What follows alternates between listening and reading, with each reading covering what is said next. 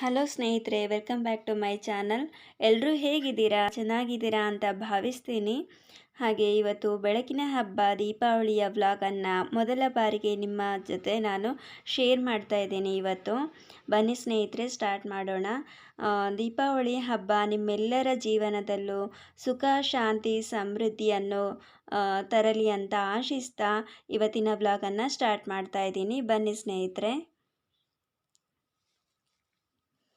ದೀಪಾವಳಿಯಂದು 3 ದಿನ ತುಂಬಾ ಒಂದು ಹಿಂದೂಗಳಿಗೆ ಇಂಪಾರ್ಟೆಂಟ್ ಆಗಿರುತ್ತೆ. ನಾವು ಆಲ್ಮೋಸ್ಟ್ ದೀಪಾವಳಿ ಅಮಾವಾಸ್ಯೆ ಇರ್ಬೋದು, ನರಕ ಚತುರ್ದಶಿ, ಹಾಗೆಯೇ ದೀಪಾವಳಿ ಪಾಡ್ಯ, ಈ 3 ದಿನಗಳಂದು ತುಂಬಾ ಒಂದು ಗ್ರ್ಯಾಂಡಾಗಿ ಹಬ್ಬನ ಸೆಲೆಬ್ರೇಟ್ ಮಾಡ್ತೀವಿ. ಇವತ್ತು ದೀಪಾವಳಿ ಪಾಡ್ಯದ ದಿನ ನಾವು ಹಬ್ಬನ ಗ್ರ್ಯಾಂಡಾಗಿ ಸೆಲೆಬ್ರೇಟ್ ಮಾಡ್ತಾ ಇರುವಂಥದ್ದು. ಬಾಕಿ ದಿನ ಎಲ್ಲ ಜಸ್ಟ್ ಒಂದು ದೀಪಗಳನ್ನು ಇಡ್ತೀವಿ ಅಷ್ಟೇ.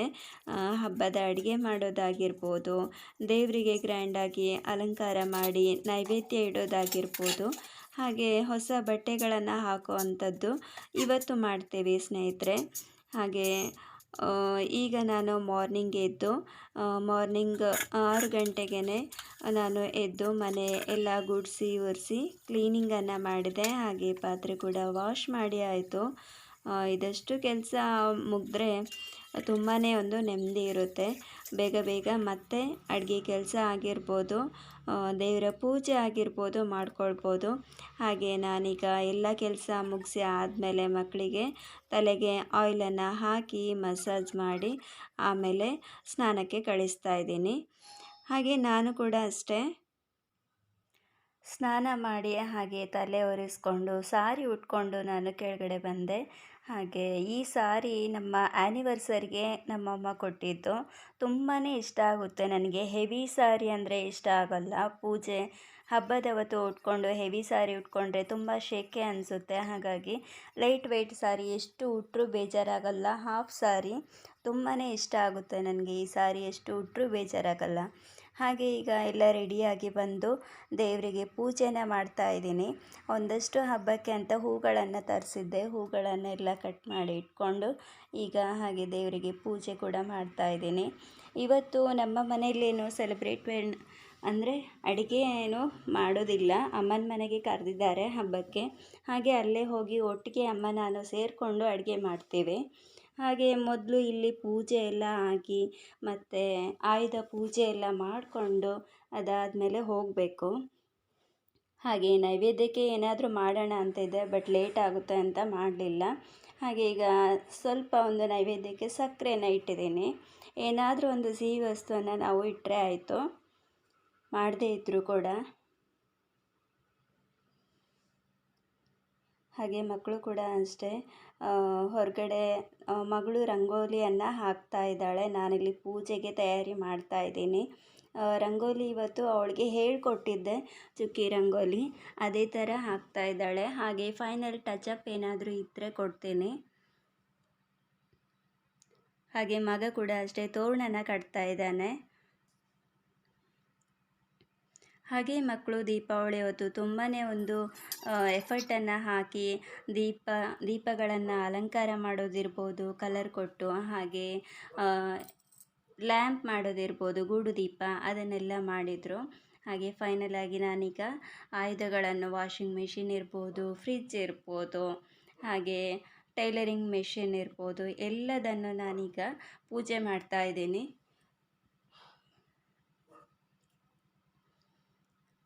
ದೀಪಾವಳಿ ಅವತ್ತೇ ನಾವು ಮಾಡೋದು ಹೆಚ್ಚಾಗಿ. ಹಾಗಾಗಿ ಇವತ್ತು ಎಲ್ಲನೂ ಮಾಡ್ತಾಯಿದ್ದೀನಿ. ಸೊ ಇದೆಲ್ಲ ಆಗಬೇಕಾದ್ರೆ ತುಂಬ ಟೈಮ್ ಹಿಡಿಯುತ್ತೆ ಅಂತ ಗೊತ್ತಾಗಿ, ಮತ್ತು ಹಬ್ಬ ಕೂಡ ಅಷ್ಟೇ. ಈ ಸಲ ಪ್ರತಿ ಸಲ ನಮ್ಮ ಮನೆಯಲ್ಲೇ ಹೆಚ್ಚಾಗಿ ಮಾಡ್ತಾ ಇರ್ತೀವಿ ಹಬ್ಬ. ಈ ಸಲ ಅಮ್ಮನ ಮನೆಗೆ ಬಾ ಅಂತ ಕರೆದ್ರು, ಅಲ್ಲೇ ಮಾಡೋಣ ಅಂತ. ಹಾಗಾಗಿ ಅಲ್ಲೇ ಹೋಗಬೇಕು. ಫೈನಲ್ ಆಗಿ ಈಗ ಮಕ್ಕಳು ಕೂಡ ಅಷ್ಟೇ ಸೈಕಲನ್ನು ಇಟ್ಟಿದ್ದಾರೆ. ಹಾಗೆ ಕಾರ್ ಕೂಡ ಇದೆ. ಎಲ್ಲದಕ್ಕೂ ಪೂಜೆ ಮಾಡ್ತಾ ಇದ್ದೀನಿ.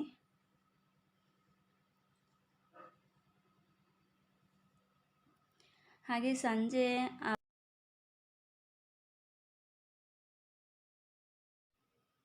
ಅಂಗಡಿಗೆ ಹೋಗೋದಕ್ಕಿದೆ, ಅಲ್ಲಿ ಪೂಜೆನ ಮಾಡ್ತಾರೆ ಕಾಯೆಲ್ಲ ಒಡೆದು ವೆಹಿಕಲ್ಸ್ಗಳಿಗೆ. ನಾನಿಲ್ಲಿ ಸಿಂಪಲ್ಲಾಗಿ ಪೂಜೆನ ಮಾಡ್ತಾ ಇದ್ದೀನಿ. ಹಾಗೆ ಮಗ ನಿಂಬೆಹಣ್ಣನ್ನು ಕೆಳಗಡೆ ಇಟ್ಟು ಟ್ರೈ ಮಾಡ್ತಾ ಇದ್ದ, ಅದು ಒಡೆಯುತ್ತೋ ಇಲ್ವೋ ನೋಡಬೇಕು ಅಂತೇಳಿ. ಫೈನಲಿ ಅದನ್ನು ಒಡೆದಾಕಿದ. ಹಾಗೆ ಫೈನಲಿ ನಾನು ಮಂಗಳಾರತಿಯನ್ನು ಮಾಡಿ ಅದಾದಮೇಲೆ ಎಲ್ಲದಕ್ಕೂ ಕೂಡ ಮಂಗಳಾರತಿಯನ್ನು ಮಾಡಿ ಮನೆಯಲ್ಲಿ ದೀಪನ ಬೆಳಗಿದೆ.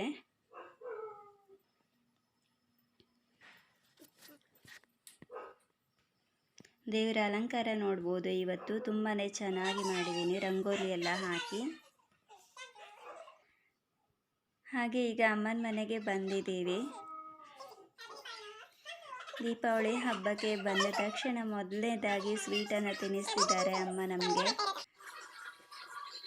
ಅದಾದಮೇಲೆ ನಾವು ಅಡುಗೆನ ಸ್ಟಾರ್ಟ್ ಮಾಡಿದ್ವಿ. ಏನಿಲ್ಲ, ಆ್ಯಸ್ ಯೂಶ್ವಲ್ ಕರ್ಜಿಕಾಯಿ ಇರ್ಬೋದು ಅಥವಾ ಹೋಳಿಗೆ ಇರ್ಬೋದು, ಇದನ್ನು ಮಾಡಬೇಕು ಅಂಥೇಳಿ ಇದ್ದೀವಿ. ಹಾಗೆ ಅದರ ಒಟ್ಟಿಗೆ ಖಾರಕ್ಕೆ ಚಪಾತಿ ಮತ್ತು ಪಲ್ಯ ಇದಂತೂ ಇದ್ದೇ ಇರುತ್ತೆ ನಮ್ಮ ಆಲ್ಮೋಸ್ಟ್ ಎಲ್ಲ ಫಂಕ್ಷನಿಗೆ. ನೀವು ಕೂಡ ಹೀಗೆ ಮಾಡ್ಬೋದು ಅಥವಾ ಚೇಂಜಸ್ ಇರ್ಬೋದು. ಶೇರ್ ಮಾಡಿ ಸ್ನೇಹಿತರೆ ಕಮೆಂಟ್ ಬಾಕ್ಸಲ್ಲಿ. ಆಲ್ರೆಡಿ ಅಮ್ಮ ಬೇಳೆನ ಹಾಕಿ ಹೂರಣ ಎಲ್ಲ ರೆಡಿ ಮಾಡಿ ಇಟ್ಟಿದ್ರು. ಹಾಗಾಗಿ ಒಂದು ಸ್ವಲ್ಪ ಈಸಿ ಆಯಿತು ಬಂದು ಮಾಡೋದಕ್ಕೆ. ನನಗೇನಿಲ್ಲ, 2 ಥರ ಪಲ್ಯ ಮತ್ತು ಸಾರು ಇಷ್ಟೇ ಮಾಡೋದಕ್ಕೆ ಇದ್ದಿದ್ದು. ಮತ್ತು ಅಮ್ಮ ಕಡುಬು ಮಾಡಿದರು. ಈಗ ನಾನು ಪಲ್ಯಕ್ಕೆ ಮೊದಲಿಗೆ ಸಾಸಿವೆ, ಜೀರಿಗೆ ಹಾಗೆ ಈರುಳ್ಳಿ, ಕಾಯಿ ಮೆಣಸನ್ನು ಹಾಕಿ ಫ್ರೈ ಮಾಡಿ ಮತ್ತು ಟೊಮೆಟೊ ಕೂಡ ಫ್ರೈ ಮಾಡಿ ಅದರೊಟ್ಟಿಗೆ ನೆನೆಸಿಟ್ಟ ಕಡಲೆಬೇಳೆಯನ್ನು ಹಾಕಿ ಪಲ್ಯನ ಮಾಡಿದೆ. ಕಡಲೆಬೇಳೆ ಪಲ್ಯ ತುಂಬಾ ಚೆನ್ನಾಗಿತ್ತು ಟೇಸ್ಟ್ ವೈಸ್. ನೀವು ಕೂಡ ಟ್ರೈ ಮಾಡಿ ಸ್ನೇಹಿತರೆ. ಅದಾದಮೇಲೆ ಇನ್ನೊಂದು ಪಲ್ಯಕ್ಕೆ ಈಗ ಈರುಳ್ಳಿ ಎಲ್ಲ ಫ್ರೈ ಆಗಿ ಆದಮೇಲೆ, ಈರುಳ್ಳಿ ಟೊಮೆಟೊ ಫ್ರೈ ಆಗಿ ಆದಮೇಲೆ ಅದಕ್ಕೆ ಉಪ್ಪು, ಖಾರ ಮತ್ತು ಒಂದು ಸ್ವಲ್ಪ ಬೆಲ್ಲ ಮತ್ತು ಬದನೆಕಾಯನ್ನು ಹಾಕಿ ನಾನು ಪಲ್ಯನ ಮಾಡಿದೆ. ಆ್ಯಸ್ ಯೂಶ್ವಲ್ ಮಾಡುವಂಥದ್ದೇ ಅಲ್ವಾ, ಹಾಗಾಗಿ ಡೀಟೇಲಾಗಿ ಏನು ತೋರಿಸೋದಕ್ಕೆ ಹೋಗಲಿಲ್ಲ, ಗೊತ್ತಾಗುತ್ತೆ ಅಂಥೇಳಿ. ರೆಡಿಮೇಡ್ ಅಂದರೆ ನಾವು ಮನೇಲಿ ಮಾಡಿಟ್ಕೊಂಡಂಥ ಸಾಂಬಾರು ಪುಡಿನೇ ನಾವು ಹೆಚ್ಚಾಗಿ ಯೂಸ್ ಮಾಡೋದು ಪಲ್ಯಕ್ಕೆ. ಹಾಗೆಯೇ ಅಮ್ಮ ಕಡುಬು ಮಾಡಿ ಇಟ್ಟಿದ್ದಾರೆ, ಕೈಯಲ್ಲೇ ಮಾಡಿದ್ದಾರೆ. ಮೌಲ್ಡ್ ಏನು ಯೂಸ್ ಮಾಡಲಿಲ್ಲ. ಮೌಲ್ಡ್ಗಿಂತ ಕೈಯಲ್ಲೇ ಮಾಡೋದು ಈಸಿ ಅಂತ ಹೇಳ್ತಾರೆ. ಈಗ ಫೈನಲಾಗಿ ನಾನು ಸಾರು ಹೇಗೆ ಮಾಡೋದು, ಬೇಳೆಕಟ್ಟಿನ ಸಾರು, ಚಕ್ಕೆ, ಲವಂಗ, ಏಲಕ್ಕಿ ಮತ್ತು 3 ಗಡ್ಡೆ ಬೆಳ್ಳುಳ್ಳಿ ಹಾಗೆ ಒಂದು 10 ಕಾಯಿ ಮೆಣಸನ್ನು ತಗೊಂಡು ನಾನು ಅದನ್ನು ಮಸಾಲೆಯನ್ನು ಗ್ರೈಂಡ್ ಮಾಡ್ಕೊಂಡಿದ್ದೀನಿ. ಹಾಗೆ ಒಗ್ಗರಣೆಗೆ ಸಾಸಿವೆ, ಜೀರಿಗೆ, ಬೇವು ಸೊಪ್ಪು, ಇದಾದಮೇಲೆ ಇದಕ್ಕೆ ರುಬ್ಬಿಟ್ಕೊಂಡ ಮಸಾಲೆಯನ್ನು ಹಾಕಿ ಫ್ರೈ ಮಾಡ್ತಾಯಿದ್ದೀನಿ. ಅದರ ಒಟ್ಟಿಗೆ ಒಂದು ಸ್ವಲ್ಪ ಈರುಳ್ಳಿ ಹಾಗೆ ಒಂದು ಸ್ವಲ್ಪ ಕಾಯಿ ತುರಿಯನ್ನು ಕೂಡ ಹಾಕಿ ನಾನು ಫ್ರೈ ಮಾಡ್ಕೊಳ್ತೀನಿ. ಈ ಒಂದು ಟೇಸ್ಟ್, ಈ ಸಾರು ಏನಿದೆ ತುಂಬಾ ಟೇಸ್ಟಿಯಾಗಿರುತ್ತೆ. ಸಾಂಬಾರು 2-3 ದಿನ ಇಟ್ಟರು ಏನೂ ಹಾಳಾಗಲ್ಲ ಮತ್ತು ತಿನ್ನೋದಕ್ಕೂ ಬೋರ್ ಅನಿಸಲ್ಲ, ಅಷ್ಟು ಟೇಸ್ಟಿಯಾಗಿರುತ್ತೆ. ವರ್ಷಕ್ಕೊಮ್ಮೆ ಈ ರೀತಿ ನಮ್ಮ ಮನೆಯವರು ಕಾಯ್ತಾ ಇರ್ತಾರೆ. ಈ ಸಾರಂದರೆ ತುಂಬಾ ಇಷ್ಟ ಅವರಿಗೆ. ಕಡುಬು ತಿಂತ ಸಾರು ಜೊತೆಯಲ್ಲಿ ಲೋಟದಲ್ಲಿ ಹಾಕ್ಕೊಂಡು ಕುಡಿತಾರೆ, ತುಂಬಾ ಇಷ್ಟಪಡ್ತಾರೆ. ಸೊ ನೀವು ಕೂಡ ಟ್ರೈ ಮಾಡಿ ನೋಡಿ. ಹಾಗೆ ಫೈನಲಿ ನಾನು ಟೊಮೆಟೊ ಕೂಡ ಆ್ಯಡ್ ಮಾಡಿ ಅದನ್ನು ಕೂಡ ಫ್ರೈ ಮಾಡಿ ಅದಾದಮೇಲೆ ನಾನಿಲ್ಲಿ ಬೇಳೆಕಟ್ಟನ್ನು ಹಾಕ್ಕೊಂಡಿದ್ದೀನಿ. ಫೈನಲಾಗಿ ಮತ್ತು 1 ಸ್ಪೂನಷ್ಟು, 1.5 ಸ್ಪೂನಷ್ಟು ನಾನು ಹೂರಣ ಏನು ರುಬ್ಬಿಟ್ಕೊಂಡಿರ್ತೀವಿ ಅದನ್ನು ಹಾಕಿದ್ದೀನಿ ತಿಕ್ನೆಸ್ಸಿಗೋಸ್ಕರ. ತುಂಬಾ ಚೆನ್ನಾಗಿರುತ್ತೆ. ಫೈನಲಾಗಿ ನೀರು ಬಾಯ್ಲ್ ಆಗಬೇಕಾದ್ರೆ ನಾವು ಇನ್ನೂ ಸ್ವಲ್ಪ ನೀರನ್ನು ಹಾಕಿ ಹೆಚ್ಚಿಸ್ಕೊಳ್ಬೋದು ಸಾರನ್ನು. ಇಲ್ಲಿ ನೋಡ್ಬೋದು, ನಾನು ಅಮ್ಮ ಕಡುಬು ಕೂಡ ಮಾಡಿ ಇಟ್ಟಿದ್ದಾರೆ, ಫ್ರೈ ಮಾಡಿ ತೆಗೆದಾಯಿತು ನಾನು. ಅದಾದಮೇಲೆ ಈಗ ಹೋಳಿಗೆಯನ್ನು ಮಾಡ್ತಾಯಿದ್ದಾರೆ. ಪ್ಲಾಸ್ಟಿಕ್ ಕವರ್ನಲ್ಲಿ ಹಾಕ್ಕೊಂಡು ಪ್ಲಾಸ್ಟಿಕ್ ಕವರ್ಗೆ ಸ್ವಲ್ಪ ಎಣ್ಣೆನ ಸ್ಪ್ರೆಡ್ ಮಾಡಿ ಅದರ ಮೇಲೆ ಕೈಯಲ್ಲೇ ಅದನ್ನು ಸ್ಪ್ರೆಡ್ ಮಾಡ್ತಾ ಇದ್ದಾರೆ. ತುಂಬ ಈಸಿಯಾಗಿ ಆಗುತ್ತೆ. ಆದರೆ ಈಸಿಯಾಗಿ ಆಗಬೇಕು ಅಂತ ಹೇಳಿದರೆ ಇಲ್ಲಿ ಹೂರಣ ಕೂಡ ಅಷ್ಟೇ ತುಂಬಾ ನೈಸಾಗಿ ರುಬ್ಬಿಟ್ಕೊಂಡಿರಬೇಕು. ಮತ್ತು ಹಿಟ್ಟು ಕೂಡ ಅಷ್ಟೇ ತುಂಬಾ ಸ್ಮೂತಾಗಿ ನಾವು ನಾದಿ ಇಟ್ಕೊಂಡಿರಬೇಕಾಗುತ್ತೆ. ಗಟ್ಟಿಯಾಗಿದ್ದರೆ ಇಷ್ಟು ಈಸಿಯಾಗಿ ಅದು ಸ್ಪ್ರೆಡ್ ಆಗೋದಿಲ್ಲ. ಸೊ ಇದೊಂದು ಈಸಿ ಮೆಥಡ್, ಕವರಲ್ಲಿ ಎಣ್ಣೆ ಹಚ್ಚಿ ಮಾಡೋ ಅಂಥದ್ದು. ಬಾಳೆ ಎಲೆನೇ ಬೇಕು ಅಂತ ಏನಿಲ್ಲ, ಈಸಿಯಾಗಿ ಅದು ಹೂರಣ ಕಣಕದ ಒಳಗಡೆ ತುಂಬಬೇಕಾದ್ರೆ ಈಸಿಯಾಗಿ ಫಿಲ್ ಆಗುತ್ತೆ. ಜಾಸ್ತಿ ಕಷ್ಟ ಏನೂ ಆಗಲ್ಲ, ತುಂಬಾ ಈಸಿಯಾಗಿ ಫಿಲ್ ಮಾಡಿಕೊಂಡು ಅದನ್ನು ರೋಲ್ ಮಾಡ್ಬೋದು ಅಥವಾ ಕೈಯಲ್ಲಿ ತಟ್ಬೋದು.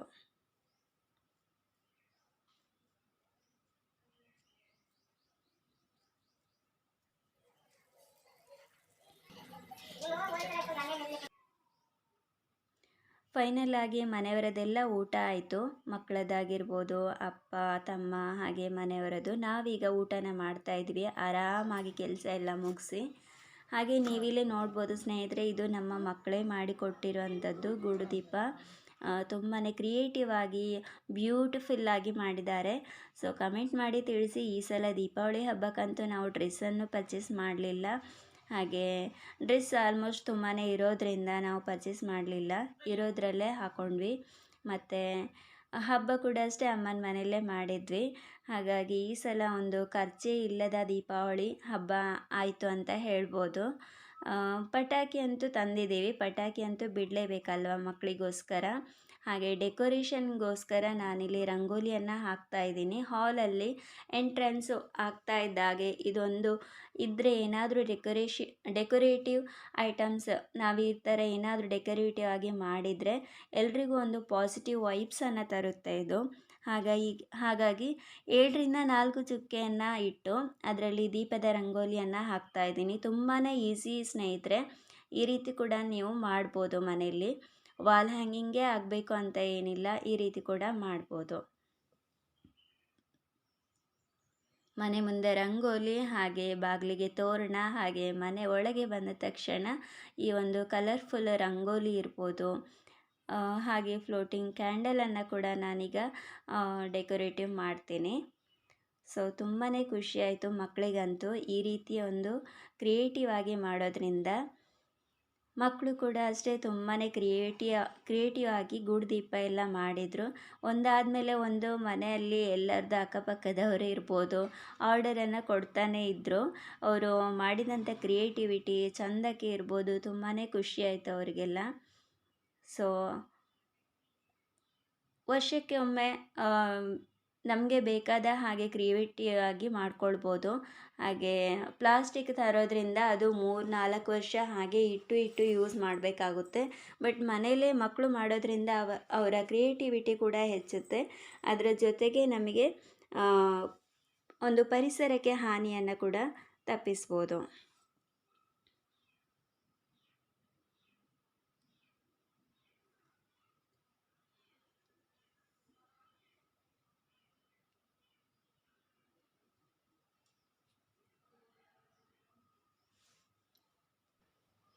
ಹಬ್ಬಗಳು ಒಂದು ರೀತಿ ನಮ್ಮ ಲೈಫಲ್ಲಿ ಟಾನಿಕ್ಗಳಿದ್ದಾಗೆ ಅಂತ ಹೇಳ್ಬೋದು ಸ್ನೇಹಿತರೆ.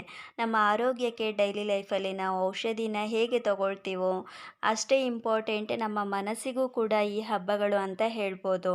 ಹಬ್ಬಗಳ ಸಡಗರದಿಂದ ನಮ್ಮಲ್ಲಿ ಒಂದು ಒಳ್ಳೆಯ ಒಂದು ಉತ್ಸಾಹ ಆಗಿರ್ಬೋದು, ಹುಮ್ಮಸ್ಸು ಆಗಿರ್ಬೋದು ತುಂಬಿರುವಂತೆ ಈ ಹಬ್ಬಗಳು ಕಾಪಾಡುತ್ತವೆ ಸ್ನೇಹಿತರೆ.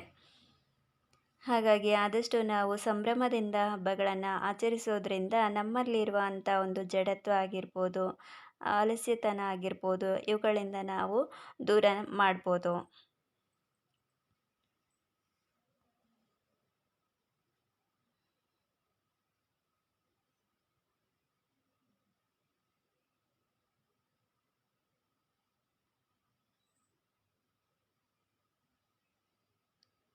ತುಂಬಾ ಚೆನ್ನಾಗಿದೆ. ನಾನಂತೂ ಈ ರಂಗೋಲಿಯನ್ನು ನಾನು ಸರ್ಚ್ ಮಾಡಿ ಆಮೇಲೆ ಮಾಡಿದ್ದು.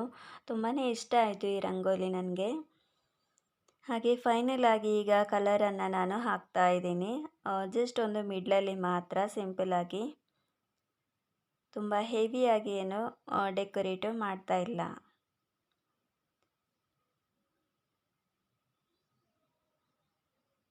ಒಂದು ಯೆಲ್ಲೋ ಕಲರ್, ಅರಿಶಿನ ಕಲರ್, ಮತ್ತೊಂದು ರೆಡ್ ಕಲರನ್ನು ಹಾಕ್ತಾ ಇದ್ದೀನಿ.